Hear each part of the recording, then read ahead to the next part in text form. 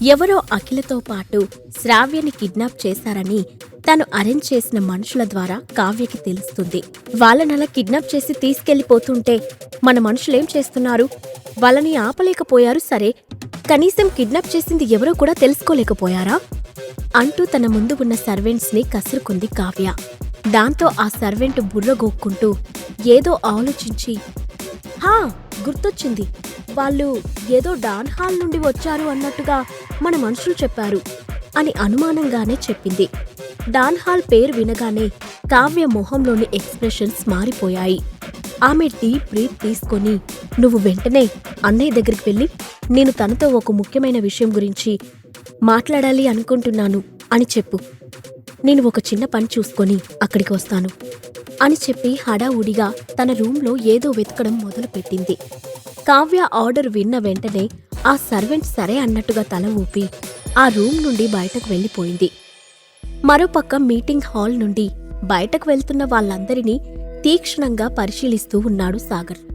వారిలో కొంతమంది సాగర్ని చూసి పలకరింపుగా నవ్వుతూ అక్కడి నుండి వెళ్తూ ఉంటే, మరికొంతమంది మాత్రం అతన్ని మొహం చిట్లించి చూస్తూ ఉన్నారు. సాగర్ వాళ్ళందర్నీ పెద్దగా పట్టించుకోలేదు. కాని మొదట ఆ హాల్ నుండి బయటకు వెళ్లిన సుదీప్ గురించి మాత్రం ఆలోచిస్తూ ఉన్నాడు. విశ్వ ఆర్గనైజేషన్ ఖమ్మంలో అడుగు పెట్టకుండా ఉండడానికి అతను ఏదో ప్రణాళికను సిద్ధం చేస్తూ ఉన్నాడని సాగర్కి అర్థమైంది. అక్కడికి వచ్చిన వాళ్ళందరూ బయటకి వెళ్లిపోయాక ఆ రూమ్ డోర్ దగ్గర నిలబడి ఉన్న రజని సాగర్ని లోపలికి రమ్మని పిలిచింది. సాగర్ లోపలికి వెళ్లి డోర్ క్లోజ్ చేస్తూ ఉండగానే శోభ సాగర్ వైపు చిరాగ్గా చూస్తూ, అసలు వీడిలో ఏముందని నాన్న వీడిని నెత్తిన పెట్టుకుని చూస్తున్నారు? వీడు మన ఇంటి నుండి బయటకు వెళ్లే వరకు నేను ప్రశాంతంగా నిద్రపోలేను అని అసహనంగా అంది. మాటలు జాగ్రత్తగా రాని శోభ, నా ముందు నా మాస్టర్ని ఎవరైనా నిందిస్తే నేను చూస్తూ ఊరుకోను. మొదటిసారి కాబట్టి నిన్ను క్షమిస్తున్నాను అని వార్నింగ్ టోన్లో చెప్పాడు రణదేవ్ బిల్లా. అతను చెప్పింది వినగానే శోభ ఒక్కసారిగా షాక్ అయింది. ఆమెకు రణదేవ్ బిల్లా క్యారెక్టర్ ఎటువంటిదో చిన్నప్పటి నుంచి బాగా తెలుసు. అలాంటిది అతను కూడా సాగర్కి సపోర్టుగా మాట్లాడుతున్నాడు అంటే శోభ నమ్మలేకపోతుంది. దాంతో ఇక్కడున్న వాళ్ళందరికీ సాగర్ పిచ్చి పట్టింది. అతనిపై ఈగ కూడా వాలనిచ్చేలా లేరు అని చిన్నగా నసుగుతూ రణదేవ్ బిల్లా వైపు చూపు తిప్పి, అన్నా, మీ తాతగారు చెప్పారే అనుకో, నీ బుర్రేమైంది? నువ్వు ఎందుకని సాగర్ని మాస్టర్గా యాక్సెప్ట్ చేశావు? నువ్వు కూడా అనిరుద్ గారిలాగా రాధికా మేడం దగ్గర ఆల్కెమీ నేర్చుకోవచ్చుగా అని అనుమానంగా అడిగింది. అది వినగానే అరవింద కూడా సీరియస్ అయిపోయింది. ఆమె శోభ చేయి పట్టుకొని వెనక్కి లాగుతూ, నువ్వు చిన్నపిల్లలాగా ఉండు. ఇలా తెలిసి తెలియని విషయాల గురించి నీకు ఇష్టం వచ్చినట్టు సలహాలు ఇవ్వకు అని చెప్పింది. అక్కడ తనకి ఎవరి సపోర్ట్ లేకపోవడంతో శోభ మొహం ముడుచుకొని సైలెంట్గా కూర్చుండిపోయింది. వాస్తవానికి అరవింద చెప్పినట్టు శోభకి చాలా విషయాలు తెలీదు. రిచ్ ఫ్యామిలీలో ఉన్న వాళ్ళకి సామాన్యులు కలలో కూడా ఊహించినటువంటి పవర్స్ ఉన్నమాట వాస్తవమే. అయినప్పటికీ వాళ్ళు కూడా అక్కడ ఎంపైర్ నియమించిన చాలా రూల్స్ని ఫాలో అవుతూ ఉండాలి. ఉదాహరణకి సామాన్యులలాగా వాళ్ళు కల్టివేటర్స్ అవుదామనుకుంటే ఏదో ఒక సెక్టార్లో జాయిన్ అవ్వడానికి వీల్లేదు. దానివల్ల వాళ్ళకి స్వతహాగా పవర్స్ ఉన్నప్పటికీ వాటిని మరింతగా పెంచుకోలేరు. అందుకే జయదేవ్ బిల్లా తెలివిగా తన మనవడు రణదేవ్ బిల్లాని శిష్యుడిగా యాక్సెప్ట్ చేయమని సాగర్ని కోరాడు. ఎందుకంటే సాగర్ ఏ సెక్టార్కి సంబంధించినవాడు కాదు. పైగా అతనికి వివిధ విద్యలలో ప్రావీణ్యం కూడా ఉంది.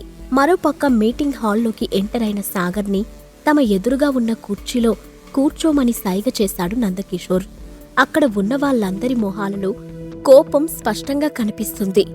అది చూసి, విశ్వ ఆర్గనైజేషన్ వాళ్ళు ఖమ్మంలో బిజినెస్ స్టార్ట్ చేయడానికి ఇక్కడ ఉన్నవాళ్ళు ఒప్పుకోలేదా అంటూ స్ట్రెయిట్గా పాయింట్కు వచ్చేశాడు సాగర్. ఇక్కడున్న వాళ్ళలో 80% మంది మన వైపే ఉన్నారు. కాకపోతే ఆ సుదీప్ రాయ్ మాత్రం కొద్దిగా గొడవ చేస్తూ ఉన్నాడు. అతను ఇప్పుడిప్పుడే ఖమ్మంలో ఫస్ట్ క్లాస్ బిజినెస్ మ్యాన్గా నిలదొక్కుంటూ ఉన్నాడు.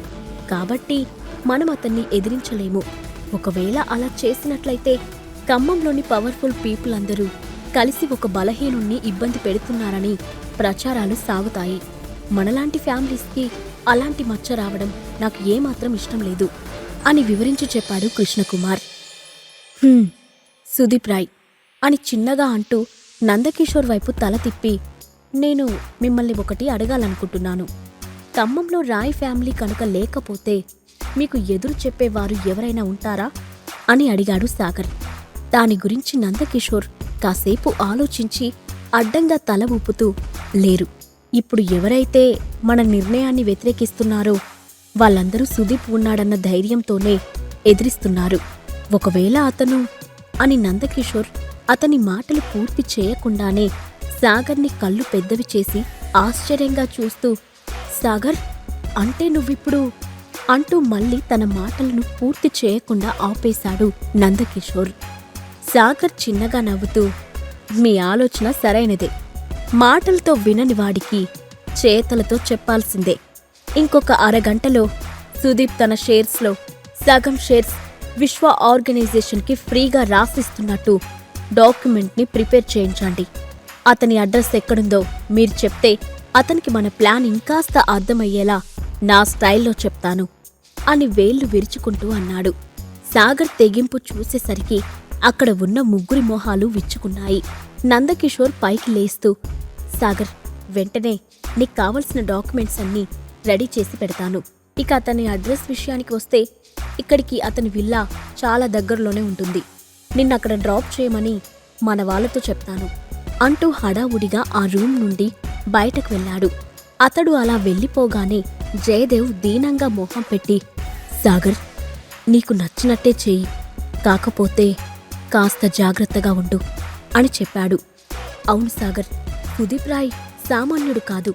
అతను ఇప్పుడిప్పుడే ఫస్ట్ క్లాస్ బిజినెస్ మ్యాన్లా జాబితాలో చేరుకున్నప్పటికీ అతని వెనక బలగం చాలా ఎక్కువ.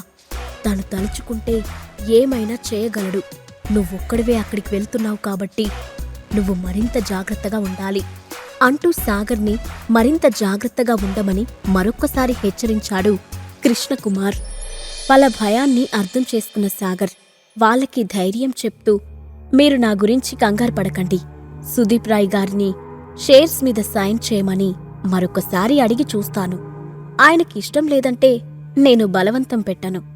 ఈ సాగర్ అనవసరంగా ఎవరితోనూ శత్రుత్వం పెట్టుకోడు" అంటూ వాళ్ళని చూసి చిన్న స్మైల్ ఇచ్చాడు.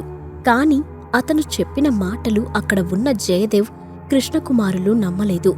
సుదీప్ రాయ్ని కలవడానికి సాగర్ ఇంత రాత్రిపూట వెళ్తున్నాడు అంటేనే ఏదో ఒక రకంగా సుదీప్ రాయ్ని సాగర్ ఒప్పించి తీరుతాడని వాళ్ళు అనుకున్నారు.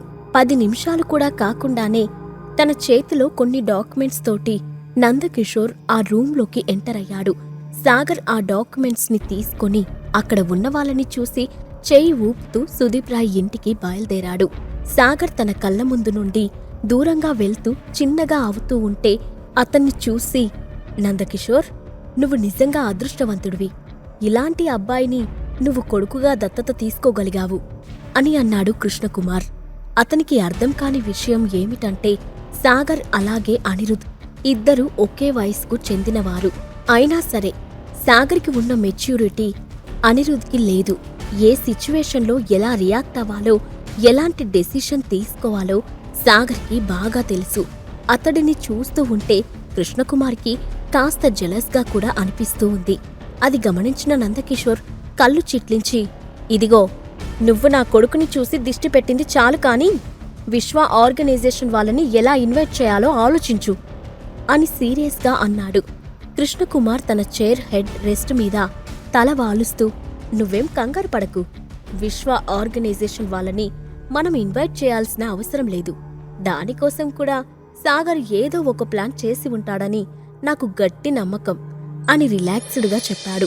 అదే సమయంలో రాయ్ ఇంట్లో సుదీప్ రాయ్ మరో ముగ్గురు నడివయసులో ఉన్న వ్యక్తులతో పాటు డ్రింక్ చేస్తూ ఉన్నాడు. వాళ్ళ అందరి మొహాల్లోనూ ఎక్స్ప్రెషన్ చాలా సీరియస్గా ఉంది. అంతలో అకస్మాత్తుగా తన చేతిలోని వైన్ గ్లాస్ని బలంగా నేలకేసి కొట్టాడు సుదీప్ రాయ్. దాంతో ఉలిక్కిపడ్డ ఆ ముగ్గురు, "ఏమైంది సుదీప్?" అని ఏకకంఠంతో అడిగారు. సుదీప్ వాళ్ళ ముగ్గురిని కళ్ళు చిట్లించి చూస్తూ, "ఇప్పటివరకు జరిగిందంతా చూశారుగా, మళ్ళీ ఏమైందని అడుగుతారేంటి?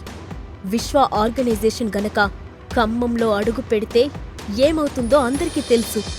అయినా సరే ఆ ముసలోడు మన మాట వినట్లేదు.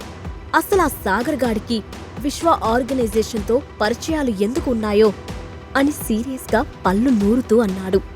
అప్పుడా ముగ్గురిలో ఒక వ్యక్తి అయిన తలకేతు సుదీప్ భుజం తడుతూ, నీకు తెలియందేముంది, వయసు మీద పడే కొద్దీ బుద్ధి కూడా మందగిస్తుంది. అందుకే ఆ ముసలోడు సరిగ్గా నిర్ణయం తీసుకోలేకపోతున్నాడు.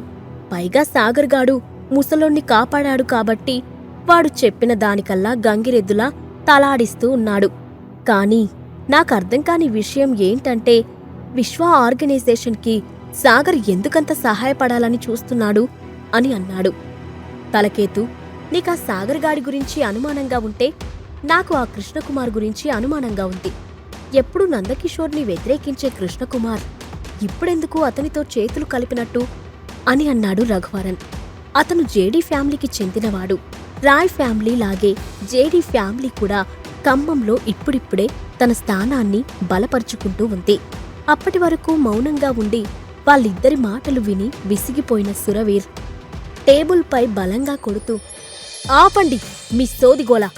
ఏం చేయాలో తెలీదు కాని నాకు వాడి మీద అనుమానం ఉందంటే నాకు వీడి మీద అనుమానం ఉందంటూ టైం వేస్ట్ చేస్తున్నారు అని వాళ్ళని విసుక్కుంటూ సుదీప్ వైపు తల తిప్పి, సుదీప్, విశ్వ ఆర్గనైజేషన్ మన ఖమ్మంకి రాకుండా ఉండాలంటే నా దగ్గర ఒక మంచి ప్లాన్ ఉంది. నీకు ఇంట్రెస్ట్ ఉంది అంటే చెప్పు, నేను అది ఏంటో నీకు చెప్తాను అని సింపుల్గా చెప్పాడు. అదేంటో త్వరగా చెప్పు అని ఎక్సైటెడ్గా అడిగాడు సుదీప్. రాయ్ ఫ్యామిలీని ఖమ్మంలో టాప్ పొజిషన్కి తీసుకువెళ్లాలని సుదీప్ ఎప్పట్నుంచో కలలు కంటూ ఉన్నాడు. కాని అక్కడ కొన్నేళ్ల నుండి స్థిరపడిపోయిన ఆ 3 ఫ్యామిలీస్ వల్ల అతని కోరిక నెరవేరలేదు. పైగా ఇప్పుడు అతనికి పోటీగా ఇంకొక వ్యక్తి కూడా రాబోతున్నాడు.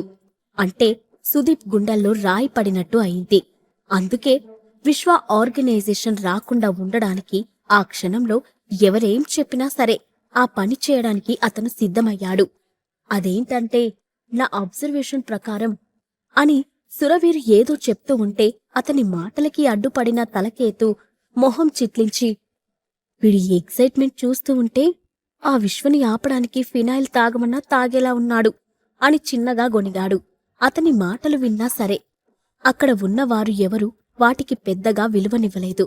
అప్పుడు సురవీర్ తను చెప్పేది కంటిన్యూ చేస్తూ, ప్రస్తుతం ఖమ్మంలోని టాప్ 3 ఫ్యామిలీస్ ఒక తాటిపై ఉన్నారంటే దానికి కారణం సాగర్ అనే వ్యక్తి మాత్రమే.